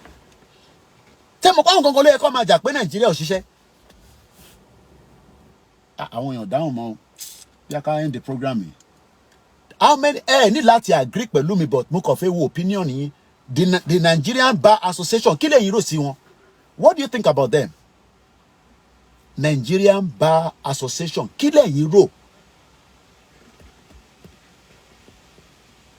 You can see why we are dealing with multiple phase of problems. So you think Yoruba nation in kékeré ni. That body alone is another fraud institution within Nigeria. Tó ń pè ní NBA. Wọ́n ṣẹ̀ṣẹ̀ pàdé wọn tán láìpẹ́. Bàbá criminal ni gbogbo wọn pátá. Nítorí pé wọ́n mọ̀ pé constitution tí wọ́n lò nínú Nàìjíríà yẹn ó yẹ kí gbogbo wọn ju wíìgì wọn kó ju síta. Pé ìyá mi Comfort ológun jà ẹ wà láàárọ̀ yìí bí àwọ̀ lọ síbi iṣẹ́ 12 hours 14 hours báwọn ìyá yẹn ṣe nìyẹn kò ní bàjẹ́ fún yín. The Nigerian Bar Association knows that the 1999 constitution tó fi ń govern Nigeria bàbá fraud ni. Àwọn náà lọ máa lọ defend the electoral malpractice. Ẹ rí bí gbogbo wọn ṣe gbé ìwé gbẹ̀mgbẹ̀m nígbà tí Peter Obi tó rò pé ó máa lọ defeat Tinubu ní court. Tinubu ló fẹ́ lọ defeat ní court. Tinubu tó ti work out every goddamn thing. I think it should be called NLC Fighting for the Masses. Ẹ̀gbọ́n mi Yẹmí Fátókí wọ́n ní olè ní gbogbo wọn. Àwọn náà ló ń ṣe kéèsì Fáyọ̀ṣe tá àìtí ìmọ̀gbà tí wọ́n máa jẹ́lì Fáyọ̀ṣe àbọ̀ ní jẹ́lẹ̀ bóyá guilty náà àbí not guilty wọ́n sì ń fa kéèsì yẹn lọ. We are talking about almost 9 points kò tó 9. Kì máa exaggerate but mo mọ̀ pé ó dà pé ti bá wò ó dà pé over 6 point something billion lọ ní Fáyọ̀ṣe kó jẹ ní Èkìtì. Ìwọ wá ń gbàdúrà pé kọ́lọ́n jẹ́ kékìtì da Fáyọ̀ṣe ti yọ 6 something billion kúrò nínú Èkìtì.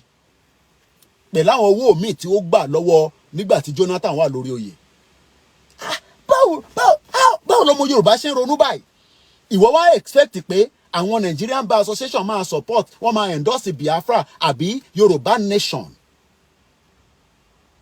Ìjáyà ni study in our local language is the only way of the system of becoming intelligent and the creativity people for development of our people.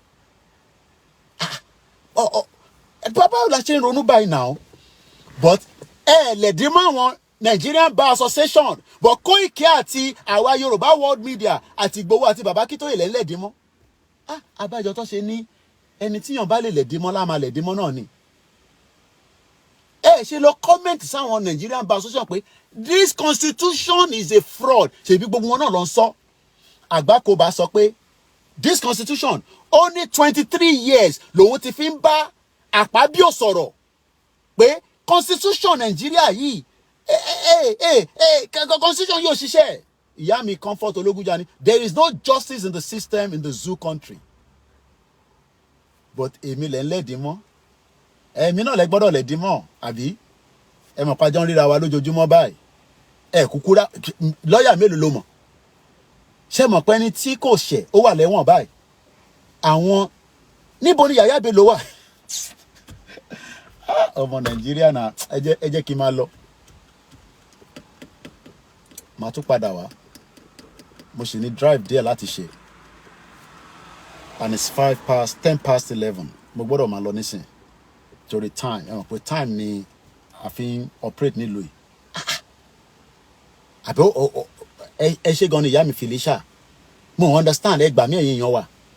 Níbo ni Yàyà Bello wà? Ṣebí Yàyà Bello lọ ní okòwò tó lọ fi sanwó school àwọn ọmọ ẹ̀ ní American school. Ṣé àwọn lọ́ọ̀yà náà ló ń defend Yàyà Bello?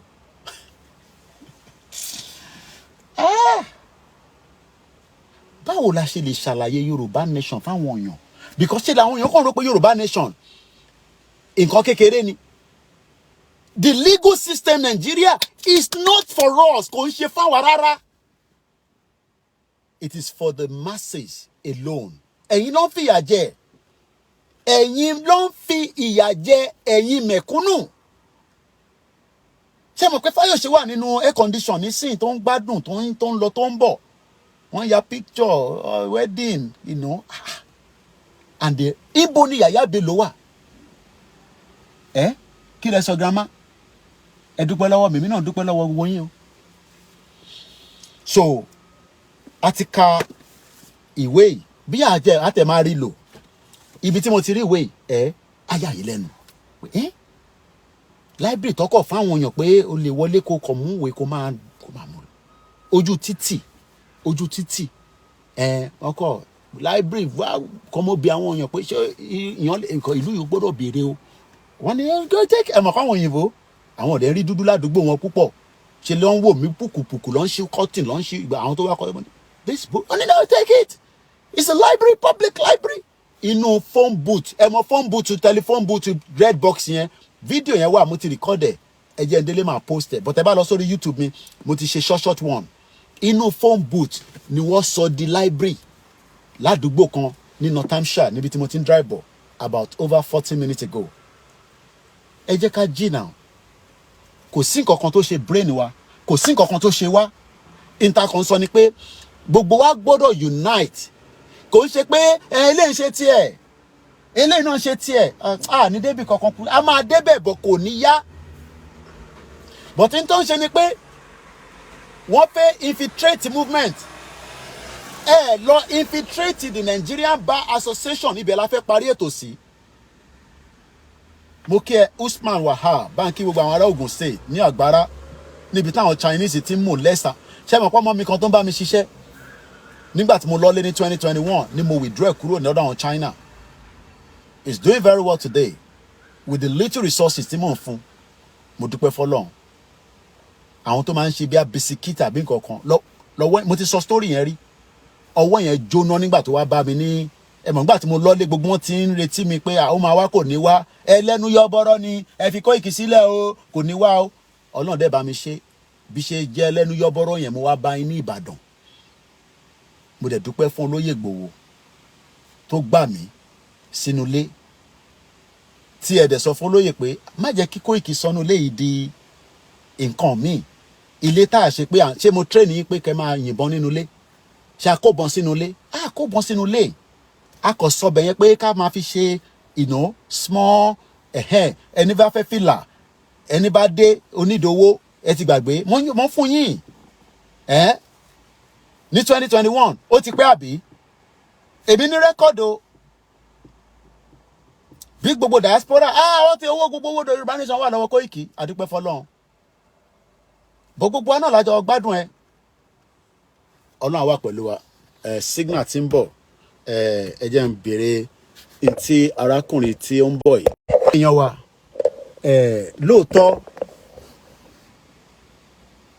ọ̀pọ̀lọpọ̀ ní understanding mo kí bàbá mi Kúnlé Ṣítà but we are trying our best to break it down to the barest minimum tó lè fi yé everybody pé ìrìn àjò tá gbé dání ṣé mọ̀ pé tó bá jẹ́ pé àwọn NBA níbi tá fẹ́ parí ètò yẹn sí nísìn the Nigerian Bar Association wọ́n wà in support of Yorùbá nation kọ́ máa bá wa push fún kọ́ gbé constitution yẹn wá sílẹ̀ because the constitution Nigeria tí Tinubu ń lò lọ́wọ́lọ́wọ́ yìí kò sí nǹkan tó lè ṣe lórí ẹ̀ is a fraudulent constitution and I know that we will be free Koiki níjọ́ ọ̀la máa wá free ẹ jẹ́ ká máa wò níjọ́ wo ló máa bọ́ sí ẹ jẹ́ ká máa wò in tó ń push Nàìjíríà tí Ọbásanjọ́ fúnra rẹ̀ fi sọ pé Nàìjíríà yìí Ọbásanjọ́ sọ pé ṣe rí keg of gunpowder ló jókòó lé lórí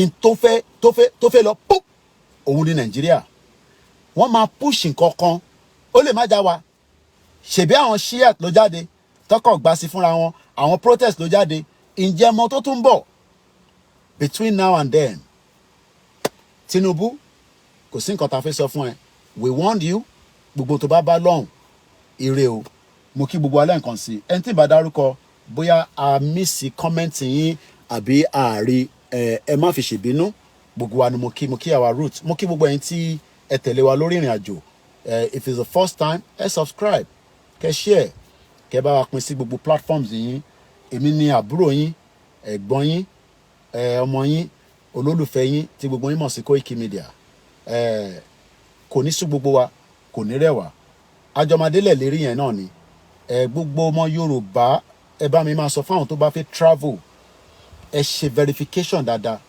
ẹ má lọ sílùú tó wà difficult tẹ́ẹ̀ni lè jáde padà o ọmọ Yorùbá méjì kan ọkọ àti ìyàwó àtọmọ tó bí sí Thailand wọ́n ti há sọ̀hún àwọn ọmọ Ìgbò ló ń tọ́jú wọn àwọn ọmọ Ìgbò yẹn náà ní wọ́n dàbí ẹ̀yàn máa wá bẹ́ẹ̀ Ìgbò ló ń tọ́jú wọn lọ́wọ́lọ́wọ́ ní Thailand àwọn ló ń lo bẹ̀ àwọn ló ń ná bẹ̀ ntọ́ fi ń ná bẹ̀ àwọn ló mọ̀ ntí wọ́n wá lọ síbẹ̀ ló máa béèrè wọ́n ti há sí Thailand bí ṣe ń bá yín sọ̀rọ̀ báyìí ìyá yẹn ní ṣèbí tóun bá tẹ̀ jẹun ní kí n má fi gbẹnu sọ̀rọ̀ ntọ́ máa ń fa àwọn ọmọ kéékèèké nígbàyà ìbẹ̀rẹ̀ tó bá jẹun ní nǹkan máa wà níbẹ̀ mẹ́wàá ń ṣẹlẹ̀ àwọn aráàlú òkèdè lọ máa ń tarú àwọn visa yẹn fún ẹ wà very careful ẹ sọ fáwọn èèyàn yín nílé torí pé bíyàn kan bá pè mí pé ká wá dáwó fún yàn kan tó lọ há sílùú kan ọmọ ànídáró owó ẹ̀ ní platform tiwa o àkókò ń dáwó owó ẹ̀ owó táwa nídìí sí ni owó táwa fẹ́ fi ṣèrìn àjò yìí lánàá mo wọnú ilé lánàá and to close it ní bá rí àwọn church kan tó send leaflet wọnú ilé mo wá wò títí pé leaflet mélòó ló máa pín sí gbogbo letter box church wọ́n fi ṣe program kan ní on the 31st kò ń ṣe àwọn Nigerian church o ẹ máa wọn òyìnbó church bíi Methodist or something like that mo wá ń wo nǹkan méjì lọ pín flyer àti bíi àwọn write up ìjọ làwa máa ṣe yẹn adélẹ̀ lérí bọ̀ má bí mi pé jọ̀wọ́ mọ́ nígbà tèmi náà fẹ́ kó bọ́ sí ní kíákíá nígbà yẹn ṣe lẹ sọ pé mo fi gbógun wọlé ní èmi àti gbowó Ọlọ́run wà pẹ̀lú wa o àrólé dídọ́ mo kí ẹ mo kí ìyàwó Mary mo kí ọmọdé mo kí àgbàlagbà mo kí ẹni tó jù mí lọ mo kí gbogbo ẹ̀yin girama wa tí ẹ dúró tẹ́ ń fàdúrà ràn wá lọ́wọ́ ẹ má dákẹ́ àdúrà wọ́n ń gbìyànjú gan but Ọlọ́run ká gbogbo ẹ̀ wọ́n ń dẹ trap oríṣiríṣi but Ọlọ́run bá wa ká àwa náà dẹ̀ ṣe kí ni à ń wọ́n ní ìwọ náà lẹ́ẹ̀kọ̀ọ̀kan èmi náà máa ń ṣe bẹ́ẹ̀ but Ọlọ́run wà wọn ò ní rí wa mú bí ọba tó pè mí láti ilẹ̀ Yorùbá ní Kóìkì wọn ò ní rí yín mú àmọ́ ẹ máa báṣẹ́ lọ àwọn orúmọlẹ̀ wà pẹ̀lú wa mo dúpẹ́ lọ́wọ́ gbogbo yín ní France ní Germany ó mọ̀ ń pa Yorùbá nation ó ti mọ̀ ń pẹ̀ náà nìyẹn ire o bye for now.